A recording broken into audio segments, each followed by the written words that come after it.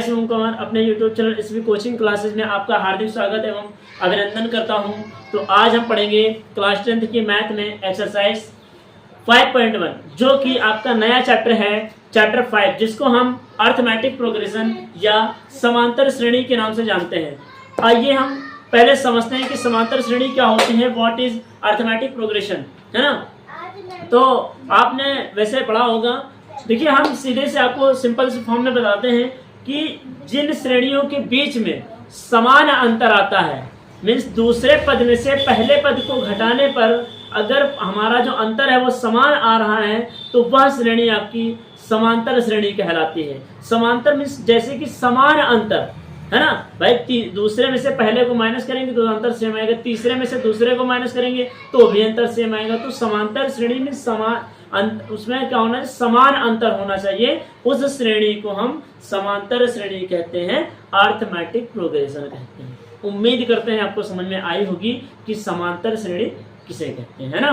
तो मैंने कुछ फार्मूले लिख रखे हैं, तो आइए पहले फार्मूलों को समझ लेते हैं, फिर हम अपने क्वेश्चंस को कराते हैं ताकि आपको अच्छे से समझ में आए और आप अपने खुद से भी इस एक्सरसाइज को कर सके, है ना।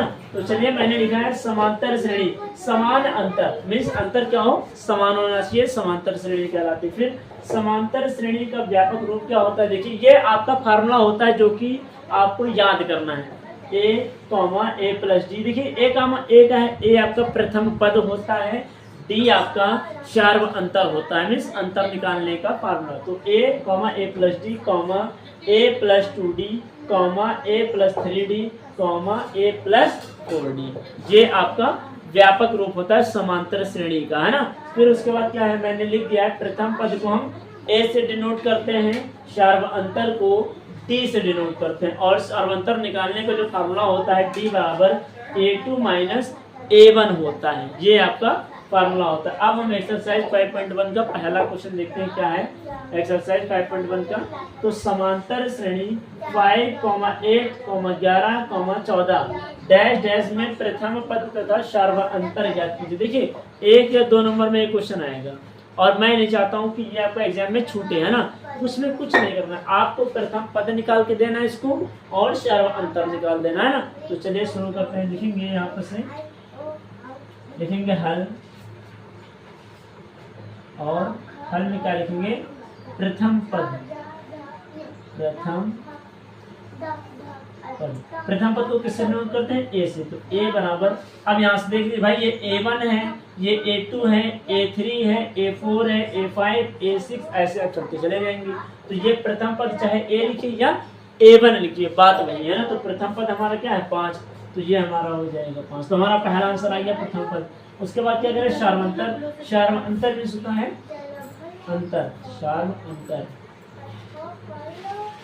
सार्वंतर मींस स्मॉल डी।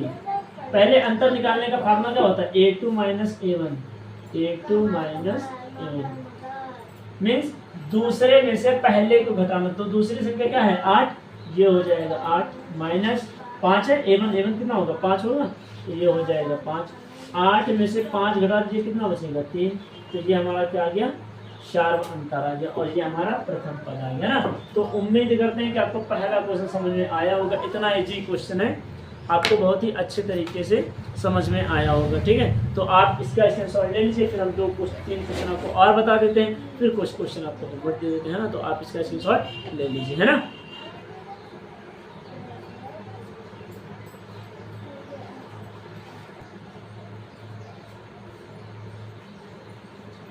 तो आइए दोस्तों, अब हम उन 2 क्वेश्चनों को और देख लेते हैं, और ये 2 क्वेश्चन मैं आपको होमवर्क में दे रहा हूँ, इनको लगाइएगा, ठीक है। तो आइए इसको हम पहले सॉल्व करेंगे। तो इसमें हमें सबसे पहले क्या निकालना है, प्रथम पद निकालना है। तो प्रथम पद कैसे निकाला जाता है आपको पता है ना भाई, जब पहली डिजिट होगी भाई तो प्रथम पद होगा। इसमें क्या हो जाएगा, a बराबर प्रथम पद क्या होगा 3, और हमें सार्वंतर निकालना है d।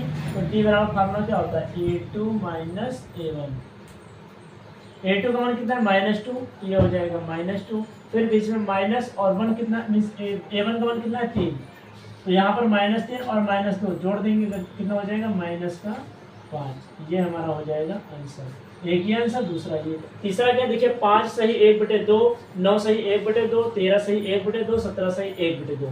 इसमें हमें प्रथम पद निकालना है, तो प्रथम पद तो आप निकाल लेंगे, कितना हो जाएगा 5 सही 1/2, या फिर इसको मिक्स्ड फ्रैक्शन में रखिए या फिर इसको फ्रैक्शन बना दीजिए, फ्रैक्शन बनाना भी आता होगा। 5 दूनी 10, 10 में जोड़ देंगे 11, कितना हो जाएगा 11/2। ये भी सही है और ये भी सही है, मिक्स फ्रैक्शन। उसके बाद डी हमें निकालना है, तो डी बराबर क्या हो जाएगा A2 माइनस A1। अब हमें अंतर निकालने के लिए तो इसको फ्रैक्शन बनाना पड़ेगा। 9 दूनी 18, 18 में जोड़ेंगे 19, कितना हो जाएगा 19/2 माइनस, भाई A2 माइनस A1 होता है ना, तो A2 और A1 का मान 5 दूनी 10 और 11, कितना 11/2, दोबारा नहीं 11 होगा 11/2। आप देख सकते हैं हर बराबर है, जब हर बराबर है तो सिर्फ आप घटा दिए, 19 में से 11 घटाएंगे कितना बचेगा, 19 में से 11 घटाएंगे 8 बचेगा, ये हो जाएगा 2, 2 का नाम 2, 2 चौको 8, तो डी बराबर हमारा कितना आ जाएगा, डी बराबर 4 आ जाएगा, है ना। तो ये हमारा हो जाएगा। देख सकते हैं 9 से 5 घटाओ 4 बचेगा, 13 से 9 घटाइए 4 बचेगा, 17 से 3 घटाइए 4 बचेगा, आ जाएगा सीधे 1/2, तो लिखा ही है।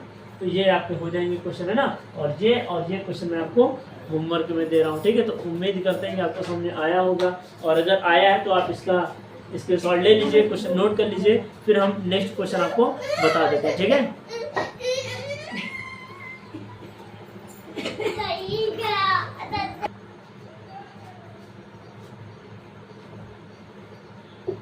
तो आइए दोस्तों, अब हम शुरू करते हैं। दूसरा क्वेश्चन है, दी हुई श्रेणी AP मीन्स अर्थमेटिक प्रोग्रेशन समांतर श्रेणी के प्रथम 4 पद लिखिए, जबकि प्रथम पद A तथा सार्वंतर D मीन्स A और D आपके क्वेश्चन में दिया गया है। आपको 4 पद निकालने। देखिए जब भी इस तरह का क्वेश्चन आएगा, अभी मैंने आपको फार्मूला बताया था, व्यापक रूप याद होगा, अभी मैंने बताया था A, A + D, A + 2D, A + 3D, A + 4D, जितने भी कहेगा आपको निकाल देना है। तो आप में भाई A तो दे ही रखा है, हमें 3 और निकालने हैं ना। तो चलिए इसको कैसे लगाते हैं हम बता रहे हैं आपको, है ना। बिना देर करते हुए शुरू करते हैं। लिखेंगे हल, और हल में क्या लिखेंगे, दिया है ना। तो क्या दिया है, A बराबर 10 और D बराबर 10। लिखेंगे समांतर श्रेणी के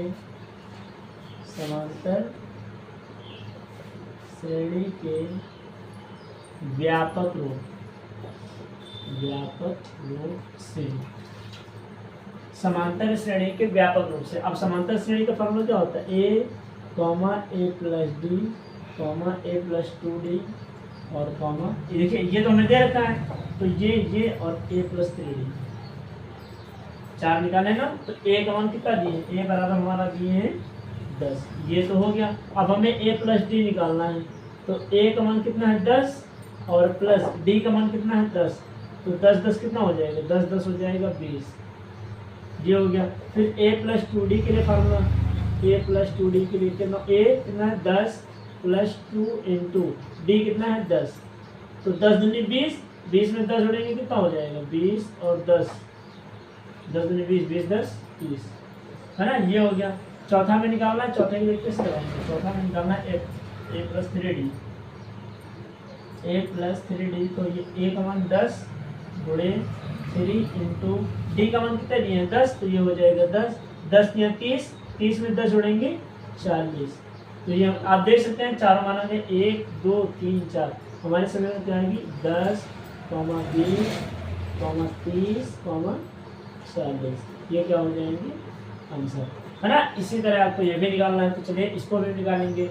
इसमें भी लिखेंगे हल, और जो भी दिया गया वो लिख देंगे, है ना। अब सीधे यहाँ से फार्मूला यूज कर रहे हैं, तो A बराबर कितना हो जाएगा -2, A + D कितना होगा, A + D, A कितना दिए -2 प्लस D कितना दिए, D बराबर दिए 0, तो A + D कितना आ जाएगा -2। फिर हमें A + 3D निकालना है, A का मान कितना दिए -2 और प्लस ये 2D होगा, 3D नहीं है ना, 2D, फिर 2 × D का मान 0, तो 2 का मल्टीप्लाई 0 से कराएंगे 0 ही तो हो जाएगा, तो हमारा क्या आएगा A + 2D का मान -2। इसी तरह A + 3D निकालिए, A + 3D, है ना। तो A का मान -2 प्लस 3 × D का मान 0, ये भी 0, तो क्या आ जाएगा -2।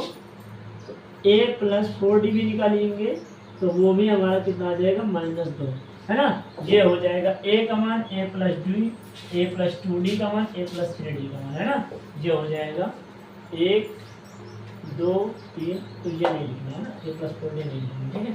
ये अब उसके बाद ये भी निकालना है, तो इसमें भी आप लिखेंगे हल, और हल के बाद क्या लिखेंगे a बराबर, तो क्योंकि ये तो एक मान हो गया, दूसरा मान हमें क्या निकालना है a प्लस डी से, तो a का मान कितना दिया 4, और प्लस d का मान कितना दिया -3, प्लस और माइनस कितना हो जाएगा -4 -3 कितना बचेगा 1, ये हमारा a प्लस डी आया।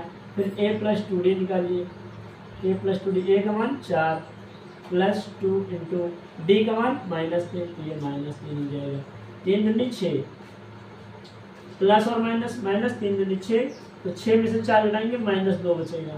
a प्लस 3d निकाल लीजिए, a प्लस 3d, a का मान कितना है 4 प्लस 3 इंटू डी का मान -3, तो 4 ये हो गया, प्लस माइनस -3 का 9 से 4 घटाइए कितना बचेगा -5, और ये हमारे आंसर हो जाएंगे, ठीक है। इसकी श्रेणी क्या है 4 1 -2 -5, है ना। इसकी भी श्रेणी निकालाई, इसकी भी श्रेणी निकालाई। तो उम्मीद करते हैं कि आपको क्वेश्चन समझ में आया होगा कि कैसे जब भी प्रथम पद 5 कहे, 4 कहे, 3 कहे, 2 कहे, 1 कहे, आपको हमेशा जब भी इस तरह की बात करेगा आपको पद बनाने के लिए, हमेशा वहां पर आप व्यापक रूप लगाएंगे समांतर श्रेणी का, ना। तो उम्मीद करते हैं कि आज की इस वीडियो में एक्सरसाइज 5.1 आपको समझ में आई होगी, और अगर आपको समझ में आई है और अगर आपको समझाने का तरीका पसंद आया है, तो आप इस वीडियो को और इस चैनल को ज़्यादा से ज़्यादा लोगों तक लाइक करिए, शेयर करिए और सब्सक्राइब करिए। तो मिलते हैं नेक्स्ट वीडियो में एक्सरसाइज 5.2 के साथ में। और एक्सरसाइज 5.1 में जो आपको क्वेश्चन में प्रॉब्लम हो, आप मुझे कमेंट बॉक्स में ज़रूर कमेंट करें, मैं उसका आपको सोल्यूशन दे दूंगा, है ना। तो मिलते हैं नेक्स्ट वीडियो में। Thanks for watching this video.